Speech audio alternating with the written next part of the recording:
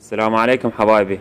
اي واحد يريد يبحث عن اسمه اللي مقدمين الكتروني بوزارة العمل والشؤون الاجتماعية، يجي على اي متصفح بالجوجل بالموبايل او بالحاسبة. اي متصفح، هسه هذا متصفح تفتحه من جديد. تكتب مظلتي.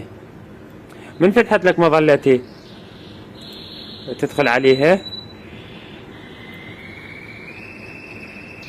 تنزل لي جوا تلقى البحث في النظام. البحث في النظام هاي بها خيارين: خيار البطاقة الذكية، هذول جماعة اللي مستلمين بطاقة ذكية وبعد ما نازل راتبهم، والخيار الثاني البحث عن طريق المعلومات الشخصية. هنا يطلب منك اسمك، وهنا اسم الأب واسم الجد واسم الأم واسم الأم الثاني، وآخر حق اللي تخلي بيه رقم البطاقة التموينية. تمام.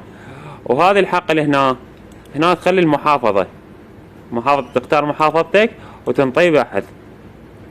من تنطي بحث اذا طلع لك لا يوجد نتائج، يعني اسمك بعد ما مرفوع بالحاسبة، يعني تنتظر الوجبات الجاية.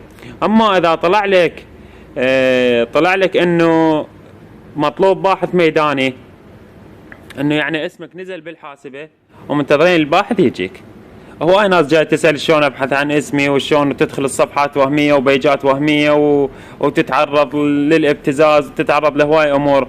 فمن خلال هالبحث هذا تتخلصون من هاي الامور كلها.